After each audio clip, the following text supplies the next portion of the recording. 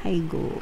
Bibigyan talaga kayo ng chance guys para maging maswerte kayo, mga kapiksi. Yung ano guys, no, yung pera, paikot-ikot lang sa inyo mga kapiksi. You are surrounded by money. You are surrounded by lots of money, mga kapiksi. Kaya nga ito, no, ayan yung sabi ko, parang napapalibutan kayo ng more opportunities and more pera mga kapiksi. Ayan, no, nakapalibot sa inyo. And may more swerte pa guys. So maganda talaga yung takbo ng energy nyo when it comes to money. Saswertehan kayo. Maganda yung daloy ng pera. Napapalibutan. Parang kahit saan kayo lumingon guys, or kahit anong subukan nyo, it will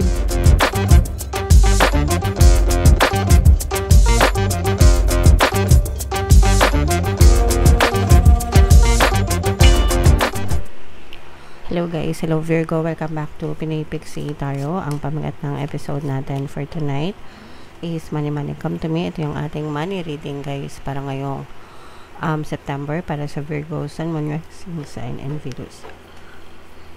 Unahin natin tong deck na to mga kapiksi. Tingnan natin yung mga money manifesting techniques para sa inyo. So we have indulge. Buy yourself a treat each week, even if it's very modest.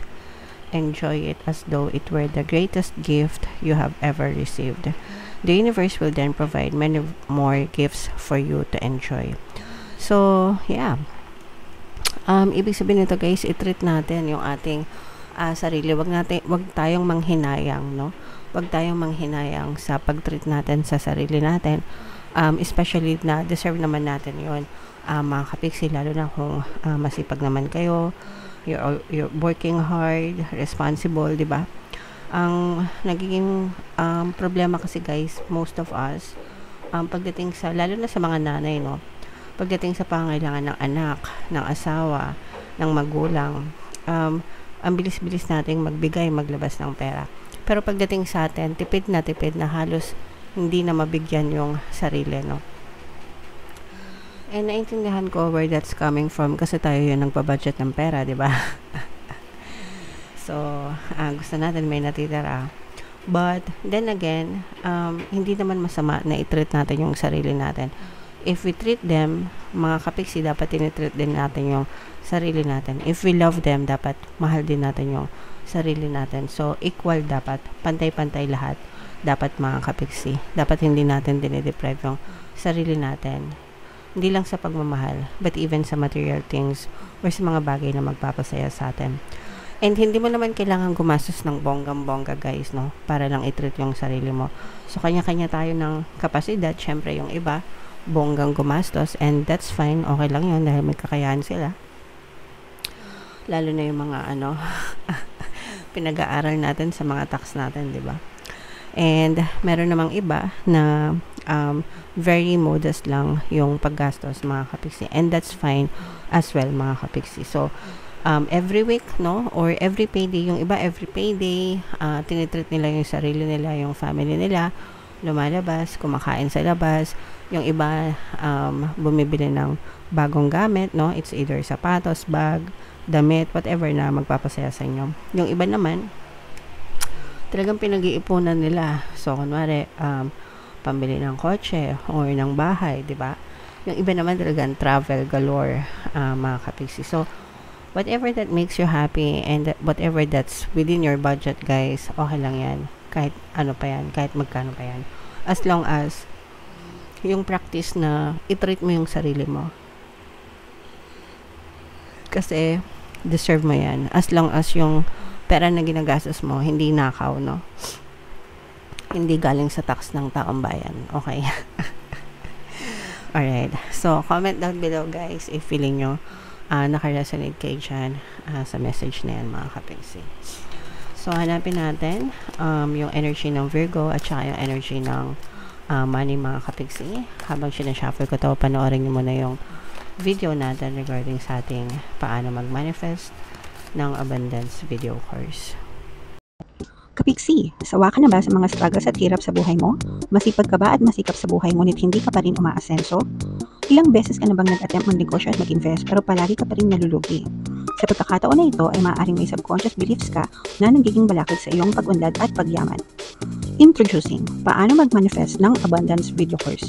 Dito ay matututunan mong ma-overcome ang mga balakid mo para tuluyan ka ng umunlad, umasenso, sumagana, maging matagumpay, successful at maswerte sa iyong kabuhayan, pera, trabaho, negosyo, salapi at kaperahan ng bonggang-bongga. Dali, mag-send na ng email sa pinoypixie@gmail.com at simulan na ang iyong pagyaman ngayon. Alright, so sa lahat ng gusto mag-avail ng course guys, naka-flash sa screen nyo. Una, meron tayong paano mag-manifest ng abundance video course. Meron din tayong paano mawala ang third party at magkaroon ng harmonious na relationship. And meron din tayong paano pabalikin si ex or vice breakup. Sa mga interesado guys, mag-send lang kayo ng email sa pinoypixie@gmail.com. So Virgo guys, kayo ay represent ng Queen of Pens. Ito yung ating money energy mga kapixie. Latag natin yung spread nyo guys, and habang nilalatag natin to sa mga naghahanap ng mga pampaswerte na lucky charms or lucky bracelet, may mga items guys na makikita kayo sa description box nitong video. So check out nyo na lang mga kapixie. Ito yung sample, ito yung aventurine guys, ito naman yung citrine. So dito guys, mayroong presence ng fire sign, Aries, Leo, Sagittarius at saka air sign, Aquarius, Gemini, Libra. So for some of you guys, maaaring may kanyang element kayo sa inyong natal chart mga kapixie, or you may be dealing with other people na may ganyan sa kanilang natal chart. So, ang nakikita lang natin dito guys na negative is for some of you guys, may mga naiinggit sa inyo, mga kapixie, no? Some people, they will try to drag you down. Ibig sabihin parang yung ibang tao, dahil naiinggit sila sa inyong mga achievements, sa inyong mga narating sa buhay, guys, parang hihilahan nila kayo pababa. Lalo na sa work guys, no, parang kukorner rin kayo sa trabaho. So you have to protect yourself mga kapixie. Kailangan nyo makisama ng maayos sa trabaho para hindi matrigger yung mga naiinggit sa inyo, mga kapixie. Syempre hindi natin makakontrol yan, no. Kung naiinggit sila sa inyo, hindi nyo naman kasalanan yun, lalo na masipag kayo sa trabaho nyo. But you still have to protect yourself kasi meron talagang mga tao na ganid, no, ganid sa pagkainggit, and may mga gumagawa sa iyong iba, gumagawa ng masama, mga kapixie. Yung mga nakikita natin sa mga drama sa TV, di ba? Mga naninira ng ibang tao dahil sa sobrang greed nila. So for some of you, pwedeng ma-experience nyo yan. Kaya kailangan nyo protektahan yung sarili nyo mga kapixie, and iwasan nyo na ma-provoke sila or ma-trigger sila, guys, okay? And ito naman guys, nakikita natin na sabi ko nga sa inyo, maganda yung mga achievements nyo sa buhay, mga kapixie, no? Actually, yung iba sa inyo nananagana na, and more money pa yung pwedeng dumating sa inyo, plus more opportunities, plus more good news pa guys pagdating sa kaperahan. So nakikita natin na bukas guys yung pintuan ng biyaya sa inyo, kasi blessed na kayo ngayon, tapos more blessings pa or more opportunities pa na pwede magdala ng blessings yung maaari yung ma-experience, Virgo, guys, no? And again, no, expect yung more good news pa yung pwede yung ma-experience. For some of you guys, maaari magkaroon ng mga bagong offer, mga bagong kontrata, mga bagong sales, mga bagong kliyente, no, mga bagong negotiation. Again, lahat ito yung mga good news mga kapixie, kasi magdadala ito ng more potential para more taas pa sa sahod or taas pa sa kita, mga kapixie. And for some of you guys, no, nakikita natin na parang you're not doing this alone. Yung iba sa inyo guys, parang meron din nagme-mentor sa inyo, mga kapixie, no? So pag sinabi nagme-mentor, may nagtuturo sa inyo, may nagko-coach, may nagbibigay ng guidance guys, and importante yon or maganda yon kasi makakatulong yon overall sa inyong character development mga kapixie. So i-mind nyo yan guys, more money, more opportunities, more good news, more contract, yan, dami guys. So meron ditong presence ng another earth sign. This is your energy mga kapixie, no? Ayan, no, so bibigyan talaga kayo ng chance guys. Ay grabe naman ito. Ay go. Bibigyan talaga kayo ng chance guys para maging maswerte kayo, mga kapixie. Yung ano guys, no, yung pera, paikot-ikot lang sa inyo mga kapixie. You are surrounded by money. You are surrounded by lots of money, mga kapixie. Kaya nga ito, no, ayan yung sabi ko, parang napapalibutan kayo ng more opportunities and more pera mga kapixie. Ayan, no, nakapalibot sa inyo. And may more swerte pa, guys. So, maganda talaga yung takbo ng energy nyo when it comes to money. Saswertehan kayo. Maganda yung daloy ng pera. Napapaligutan.